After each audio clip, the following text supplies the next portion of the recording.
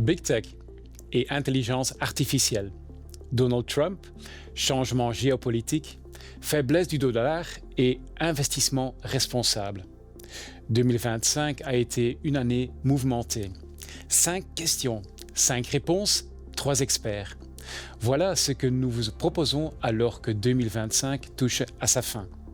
Pas de prise de position, mais un dialogue ouvert où nous échangerons différents points de vue. Maëlie Hovsepian, Henkta Quach et Nathalie Bailly de KBC Asset Management se penchent sur quelques-unes des questions clés de l'année écoulée et apportent des réponses claires.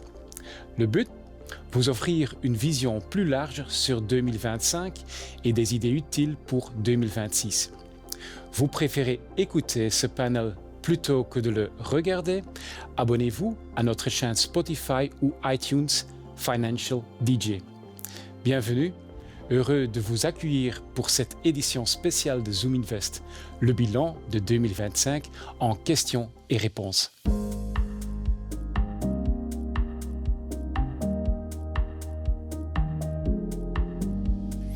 Bienvenue à tous, heureux de vous compter parmi nous et de vous accueillir autour de la table.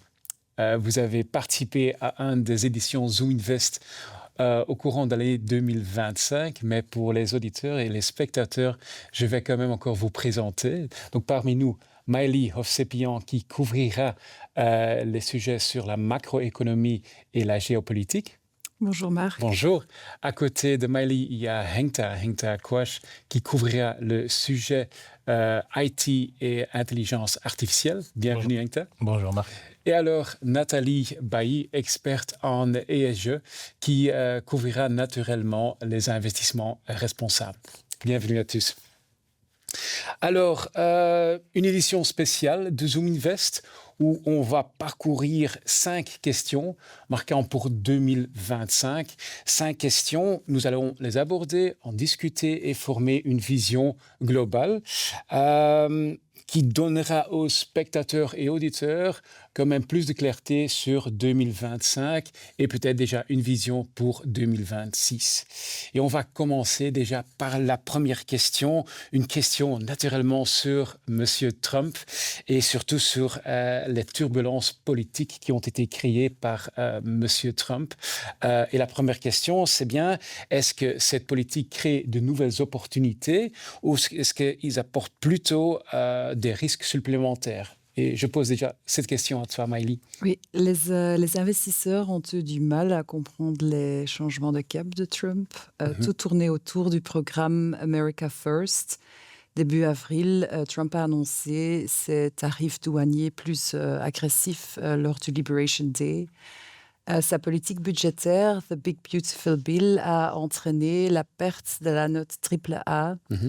Puis, on a connu le plus long shutdown de l'histoire avec des nombreux licenciements dans la fonction publique. Il y a eu des tensions géopolitiques. L'Europe s'est interrogée sur la fiabilité des États-Unis en tant que partenaire commercial et en tant qu'allié, ce qui a eu un impact sur la défense et les alliances. Enfin, dès son investiture, Trump s'est rapproché des dirigeants des grandes entreprises technologiques et les entreprises de l'IA avec la politique spécifique à essayer de gagner la très stratégique course à l'IA. En effet, Maëlie, en novembre, M. Trump a signé le Genesis Mission Executive Order, qui est un décret présidentiel dont l'objectif est de faire des États-Unis un leader dans le domaine de l'IA en mobilisant les ressources gouvernementales, en collaborant avec des entreprises privées et les universités. Mais quand on parle de guerre technologique, on pense directement à la rivalité qui oppose la Chine et les États-Unis. Évidemment, le gagnant de cette course à l'IA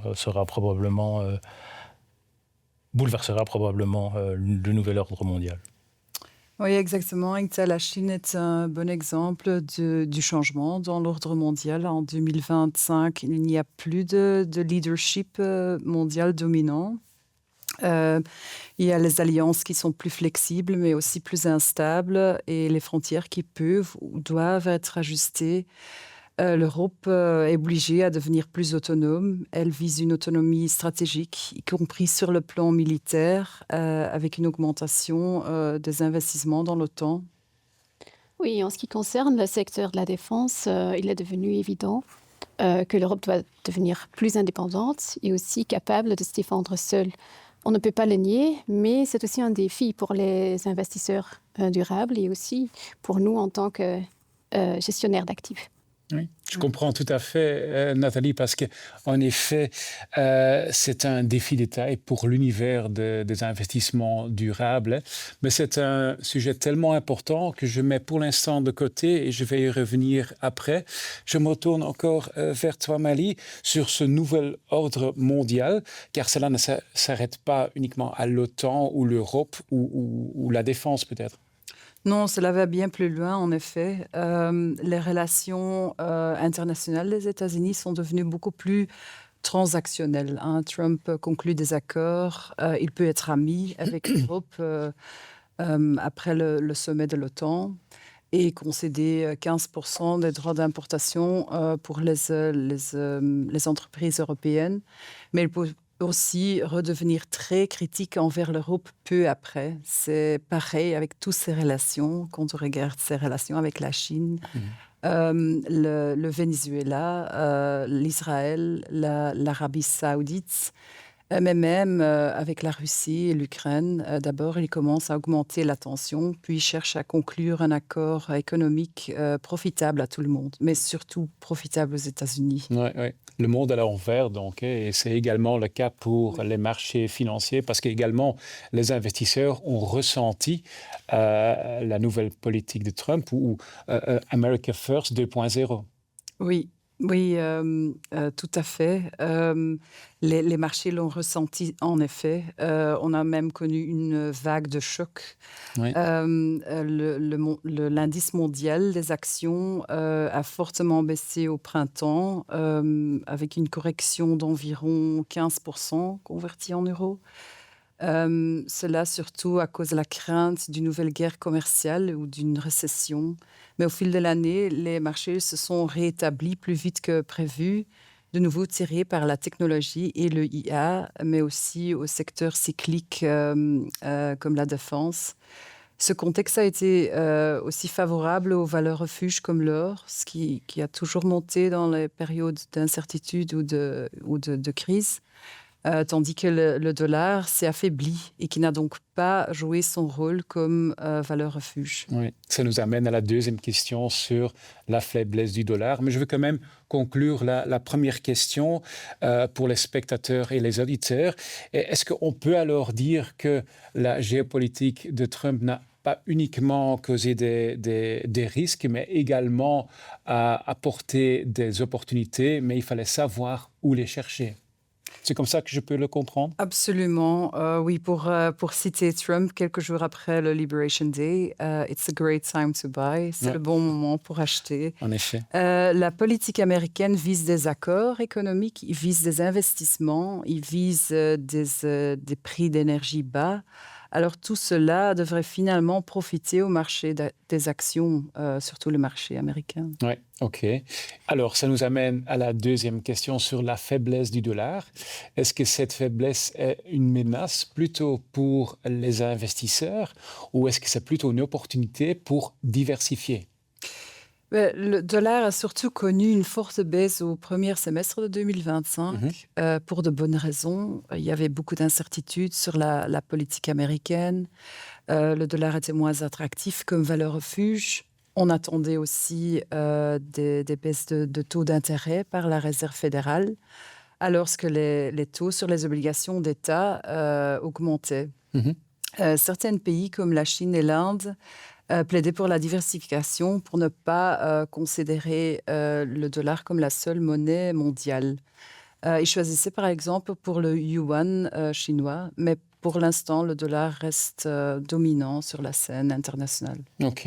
Est-ce que cette faiblesse du dollar n'est pas un vrai revers pour notre stratégie d'investissement, car nous utilisons un indice mondial où le dollar représente quand même 70% de nos placements en actions, c'est quand même une certaine faiblesse. Et par exemple, cet énorme boost des valeurs de technologie, est-ce que ça a été suffisamment pour compenser cette faiblesse du dollar, Inta?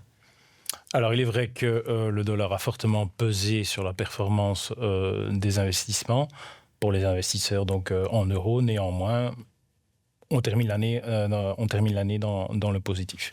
Donc, la prestation des marchés américains ont su, je vais dire, combler cette baisse du dollar. Marché américain, principe dans la performance, principalement tiré par le secteur technologique. Oui. OK, mais ce sont quand même des entreprises qu'un investisseur ne peut pas se permettre de ne pas les avoir dans son portefeuille. Et donc, la faiblesse du dollar a quand même, surtout pour un investisseur européen, pesé sur la performance, non? Oui, nos économistes s'attendent à ce que le dollar va continuer à baisser vers 1,20 l'année prochaine, puis même vers 1,25. Dans notre stratégie, nous couvrons une partie du risque lié au dollar, ainsi qu'on profite des gains sur les marchés américains, tout en étant moins exposé à une nouvelle baisse du dollar. D'ailleurs, on a vu une stabilisation du dollar les derniers mois, avec même des moments de renforcement. Alors, tout couvrir ne semble pas une bonne idée. Et selon nous, la plus grande partie de la baisse est déjà derrière nous. OK. Donc, pour répondre à cette question sur la faiblesse du dollar, je peux conclure que c'était plutôt une opportunité pour diversifier et que nous pouvons maintenir les grandes positions dans des actions américaines. Plus ou moins ça. Ceci m'amène à la troisième question pour 2025, car qui dit marché américain dit également intelligence artificielle, et c'est donc une question pour toi, Henkta. L'intelligence artificielle, reste-t-elle le moteur de croissance? Faut-il continuer à investir dans l'intelligence artificielle ou faut-il être quand même assez prudent? Et quand on parle de AI, voici la question à toi, Henkta. Alors, si on fait une petite rétrospective de ce qui s'est passé sur les marchés dans le domaine de l'intelligence artificielle cette année, on peut dire que ça a été un moteur de croissance, tout comme ça a été en 2024 et probablement en 2026, avec comme porte-drapeau les fameux Magnificent 7 ou Magnificent 8. Janvier de cette année, on a connu un moment DeepSeek, où la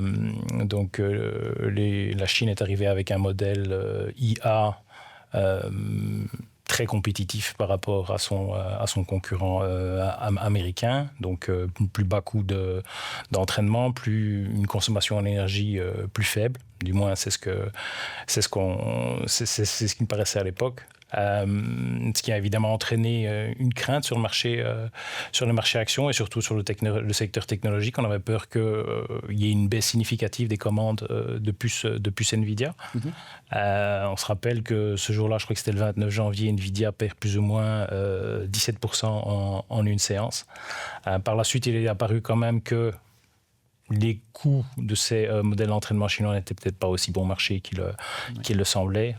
Les craintes se sont un peu dissipées au fur et à mesure que les hyperscalers ont continué à accélérer leurs investissements en intelligence artificielle. À partir du mois de septembre, on a connu un moment OpenAI, où OpenAI a annoncé toute une série de contrats de partenariat qui ont bien dopé les cours. On pense notamment au plus gros contrat signé par OpenAI avec Oracle, 300 milliards de dollars quand même.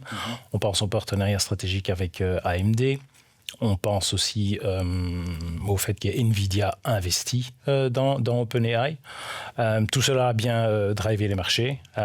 Chaque annonce, le titre prenait plus 15, plus 20, plus 30%, ce qui nous amène à la question qu'on rencontre souvent actuellement chez nos clients. Est-ce qu'on se situe au début d'une bulle ou pas? En effet, c'était la question suivante. On voit en effet que les sociétés en IA n'ont pas des difficultés à monter, à grimper, mais d'autre côté, tout le monde parle quand même d'une formation d'une bulle. Quelle est votre opinion là-dedans? Chez Asset Management, on pense qu'on se situe peut-être au début d'une bulle, mais qu'une bulle peut gonfler encore longtemps avant d'éclater. Quand on investit dans de nouvelles infrastructures, c'est toujours difficile d'avoir une visibilité sur les capacités futures nécessaires. Maintenant, l'histoire nous l'a montré, ces erreurs d'estimation, on l'a vu dans d'autres secteurs, que ce soit la construction des chemins de fer ou encore Internet plus récemment. Oui, okay. En effet, mais les cours de bourse ont déjà fort grimpé et en même temps, je suppose, la valorisation, non ? Le prix a monté, mais pas la valorisation. Quand on essaye, quand on analyse la valorisation d'un titre, on regarde principalement, le premier indicateur qu'on regarde, c'est le ratio cours-bénéfice.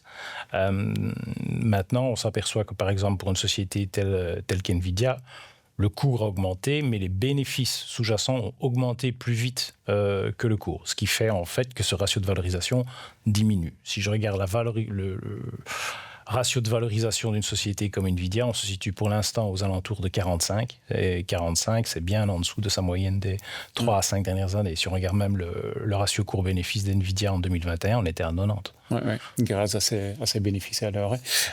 Maintenant, qu'en est-il de l'adoption de l'intelligence artificielle dans les autres domaines, entre autres dans un gain de productivité? Je lis parfois des rapports quand même décevants. Quelle est votre opinion là-dedans ? Alors, l'intelligence artificielle tout le monde connaît, ChatGPT, en tant qu'utilisateur, en tant que particulier, peut-être quelque chose qu'on utilise quotidiennement. Mm-hmm. Maintenant, en effet, je pense que là où on a le plus d'attentes, c'est surtout dans le monde entrepreneurial. Les entreprises investissent massivement dans l'intelligence artificielle. Maintenant, il apparaît que ces agents IA ne sont pas encore, ne font pas encore gagner autant de productivité qu'on en attend d'eux. On rencontre pas mal d'obstacles dans ce développement d'agents IA dans les entreprises. Il faut pouvoir collecter les données, il faut pouvoir connecter les bonnes données déjà, il faut pouvoir les sécuriser, il faut pouvoir en assurer la confidentialité, il faut pouvoir gérer ce qu'on appelle dans le monde de l'IA les hallucinations, donc qui sont les réponses erronées ou non vérifiables qu'un chatbot pourrait fournir. Et ça freine un peu ce développement de gain de productivité. Oui, en effet. J'ai entendu des mots sécurité de données. Alors, je me retourne tout de suite vers toi, Nathalie, parce que alors je comprends des choses comme éthique et transparence. Comment est-ce que l'investisseur durable est évoqué dans l'intelligence artificielle ? Il est effectivement important pour nous d'examiner de manière critique l'utilisation de l'IA, car ce n'est pas toujours très transparent. Mm-hmm. De plus, les nombreux centres de données entraînent une empreinte croissante avec une consommation d'énergie et d'eau qui devrait doubler d'ici 2030. Mm-hmm. Et même si la moitié sera compensée par des énergies renouvelables, l'impact reste important. Mm-hmm. En même temps, nous constatons aussi que l'IA et l'investissement responsable se rejoignent de plus en plus. Ouais. L'IA va par exemple aider à analyser les risques ESG et les risques climatiques afin d'obtenir des reportings plus efficaces. Et de même, l'IA est aussi cruciale pour améliorer le rendement des panneaux solaires et des batteries, ce qui justement va accélérer la transition énergétique. Ouais. Donc, ce que je comprends, c'est que la frontière entre l'intelligence artificielle et les investissements durables commence à s'affiner. Et alors, je reviens sur la question au début. Est-ce que, et c'est de nouveau une question pour toi, Henkta, est-ce que vraiment on peut dire alors que l'intelligence artificielle restera le moteur de la croissance? Et encore une question plus importante, est-ce que ça continuera à l'être dans 2026? Nous restons positionnés sur l'IA dans notre stratégie d'investissement.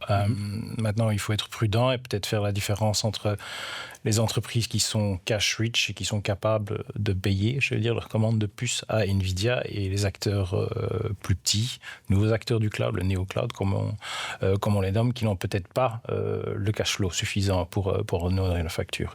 Si jamais on devrait se trouver dans une situation de surcapacité en infrastructure IA, ce serait surtout cette catégorie d'entreprises qui souffriraient le plus. Donc, pour l'instant, on reste positif sur l'IA, mais on reste attentif.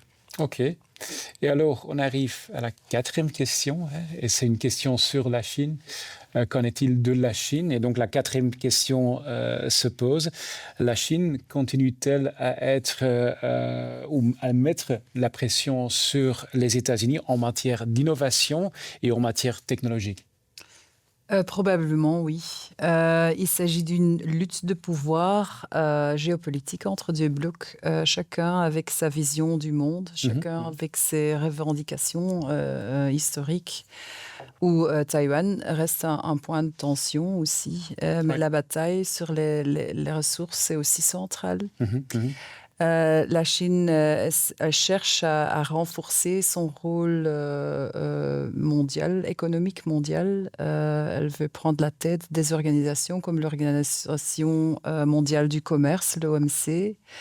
Elle souhaite aussi que sa propre monnaie, le yuan, devienne plus importante face au dollar. Oui. Et entre les États-Unis et la Chine, il reste encore cette compétition technologique. Peut-être une question pour toi, Engta.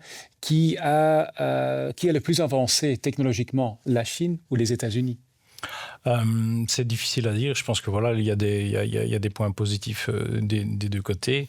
Quand on regarde, voilà, la Chine a rattrapé l'Occident sur de nombreux points et nous a même dépassés sur d'autres. La Chine est un vaste pays avec une population qui est très bien formée.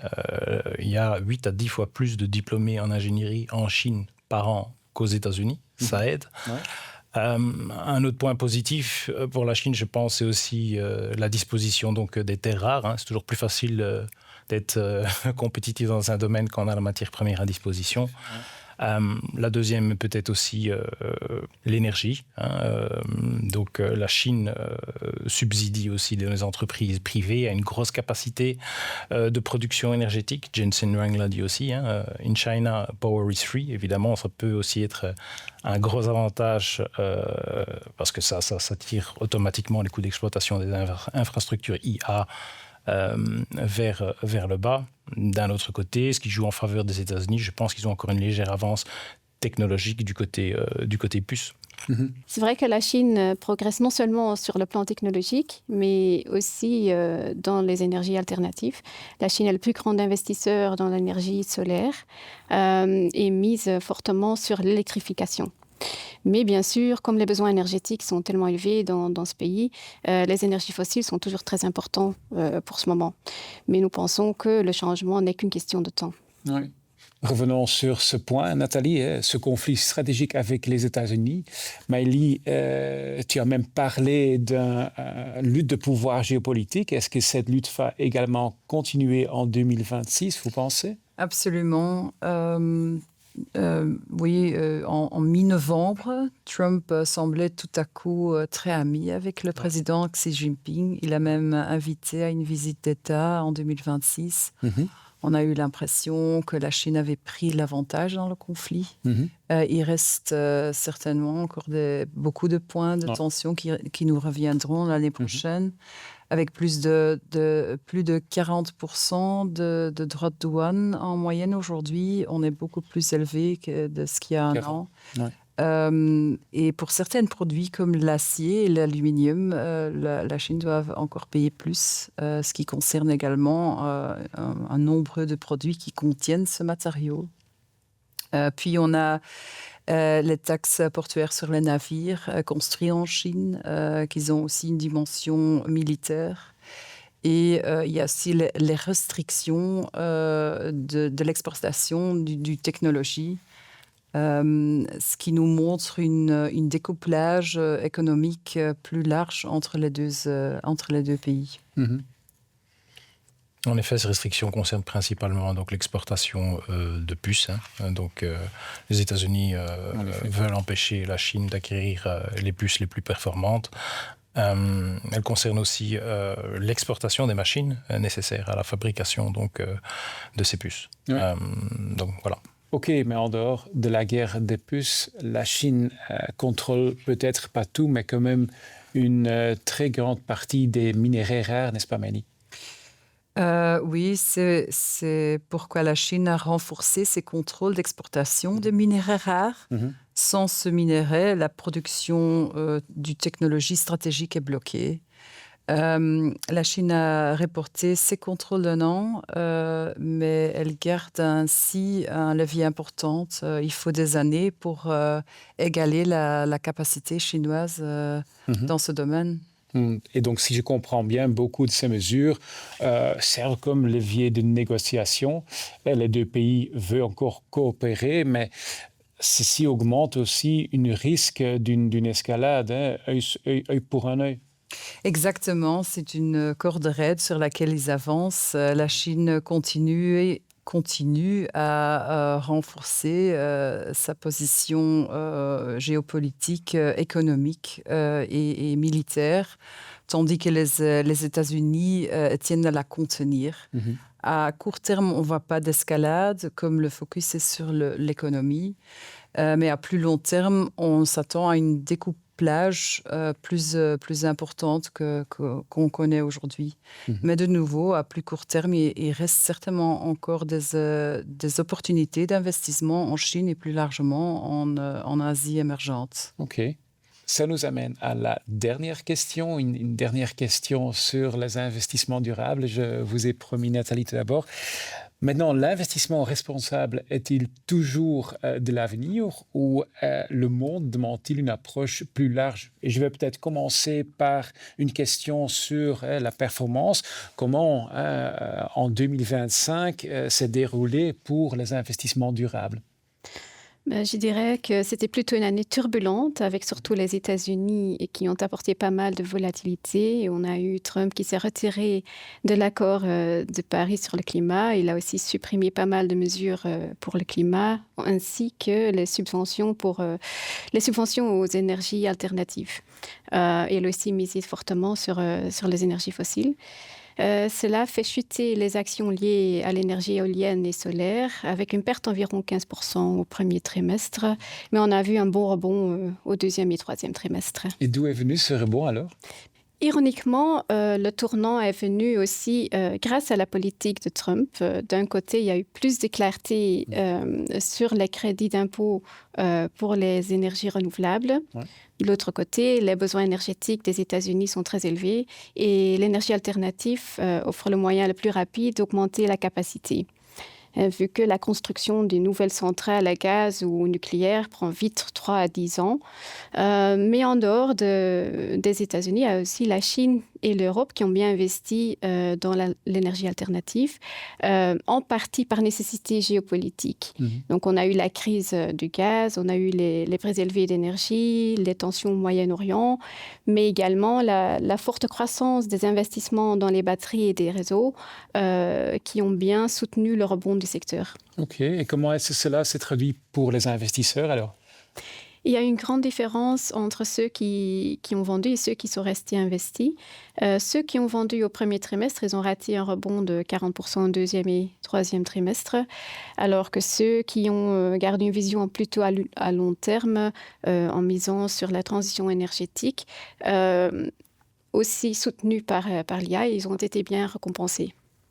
Voilà, donc EI, géopolitique et investissement responsable forment alors une certaine tripartite. Il est vrai que les investissements dans l'énergie alternative, par exemple, ont été faibles ou décevantes pendant une certaine période, mais après, ils sont revenus en force. Et je crois que c'est aussi une bonne leçon pour les investisseurs de garder la vision sur le long terme.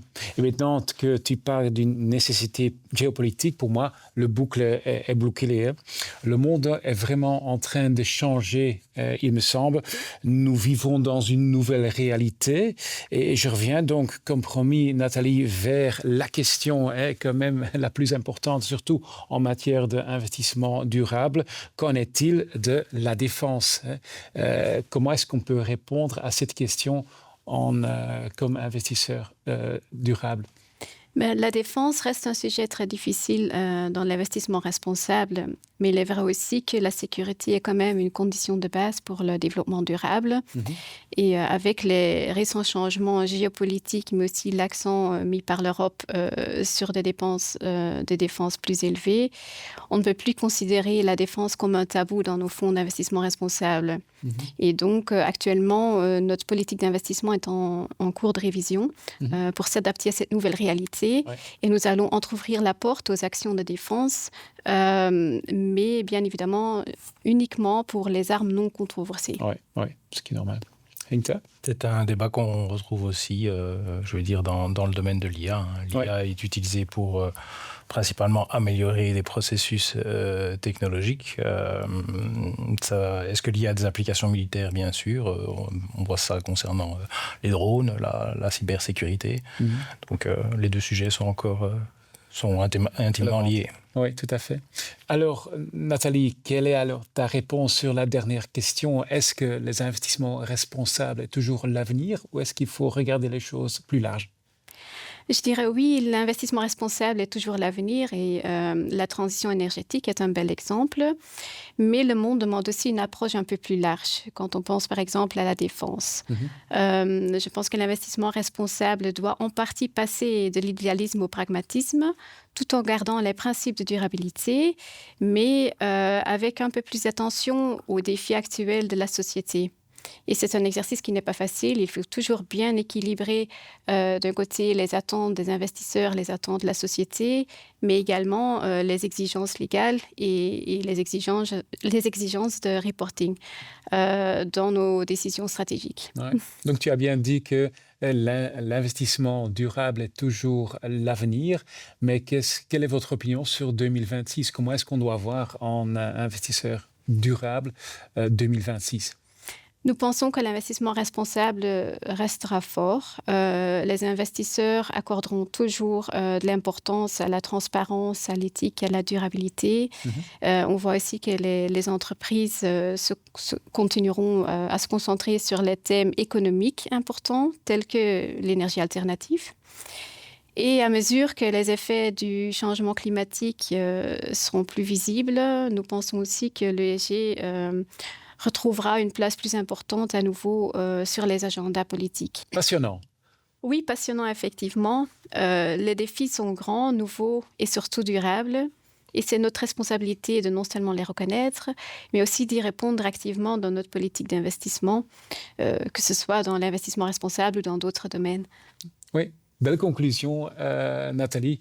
En effet, notre stratégie est le fruit de différentes expertises qu'on va réunir et sur lesquelles on peut compter également en 2026. Merci à toi pour cette bel exposé, pour ces réponses. Merci aussi à Hinkta et à Maëlie pour vos réponses professionnelles. Merci beaucoup pour ça. Et merci à vous, chers spectateurs et auditeurs. 2025 a été une année pleine de surprises et 2026 s'annonce à être également passionnante. Merci d'avoir été avec nous cette année. On se donne rendez-vous déjà l'année prochaine, 2026, pour des nouvelles Zoom Invest. Et déjà, de toute l'équipe de Zoom Invest, on vous souhaite de très belles fêtes de fin d'année.